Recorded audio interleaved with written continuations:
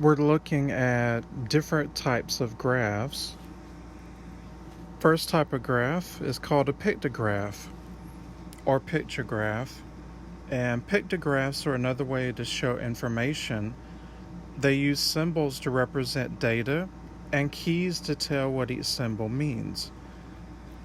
So according to the legend, the particular fruit shown here equals 15 million bushels. The pictograph shows last year's fruit production by the top fruit producing regions. Which region produced the greatest quantity of fruit? So according to the pictograph, it's the lake region.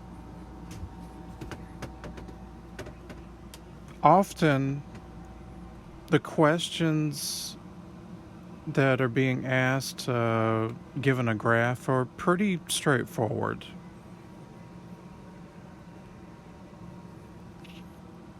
Next type of graph is a bar graph. And in a bar graph, the bars are separated and the graph is used to show comparisons. So this bar graph and the data shows sales for a certain month of various book types for a small bookstore. First question, which type of books have sales less than 200? So there are several answers here. According to the bar graph, less than 200 sales, that would be science fiction, biography, and the self-help section.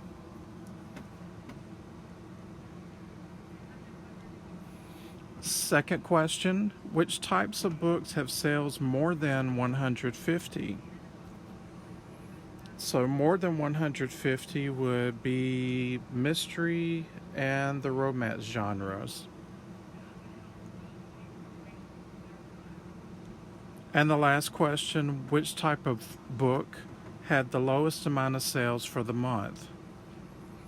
Clearly from the graph, we see that biography had the lowest amount of sales for the month.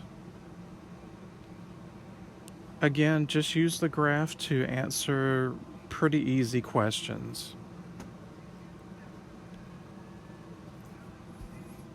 Next type of graph is a line graph, and it is often used to show a change over time as well as to indicate patterns or trends. Weather, temperature change are good examples, as well as stock market behavior. This line graph shows the goals per game average for a sporting series during the year shown. During which year shown was the average number of goals per game the highest? So let me enlarge our line graph a little bit. And you can clearly tell from the line graph the highest number of goals per game average happened in 1978. So that's a line graph. Next type of graph is actually called a histogram. Now, a histogram, it looks like a bar graph, and it is kind of a variation of a bar graph, but the difference is with the histogram, the bars actually touch.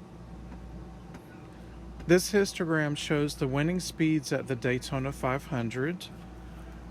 Part A, which interval contains the most data values. So I believe that is the interval between 150 and 159. Part B, how many of the winning speeds are less than 140 miles per hour? So that means we're looking at this particular bar and this particular bar. So this bar looks like it has a frequency of 4, and that bar looks like it has a frequency of 1. So the total winning speeds that are less than 140 miles per hour, 5. 5 winning speeds.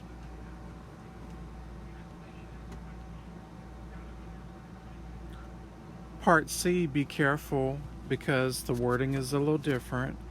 How many of the winning speeds are at least 160 miles per hour? If it says at least, then you have to include, in this case, the 160. So that is this bar and the last bar. So the next to the last bar, the 160 range, it looks like it's around 6 or 7. And the last range, the last bar, looks like it's around 6. So the answer to part C is about 13 winning speeds. If you had used maybe 7 for this amount and say, or 5 even, if you had said 12, that would have been an acceptable answer.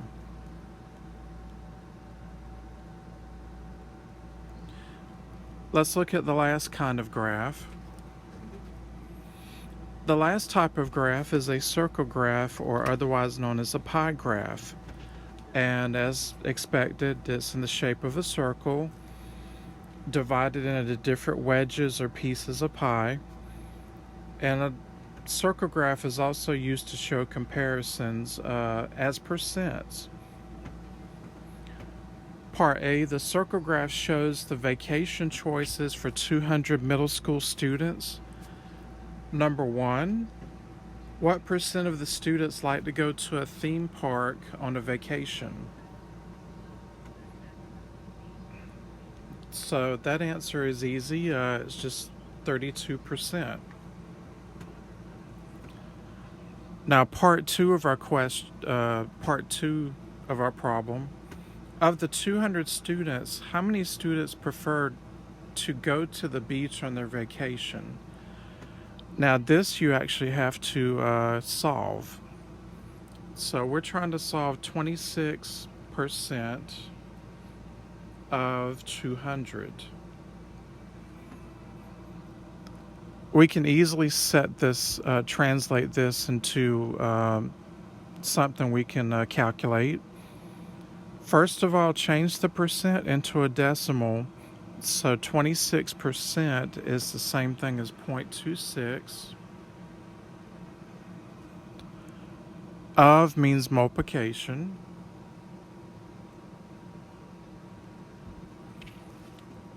So just multiply 200 by 0.26. Hang on just a second. Let me pull up my calculator.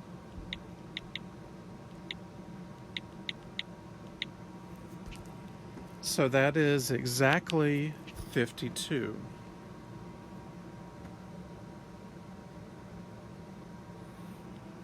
So 52 students preferred to go to the beach on their vacation.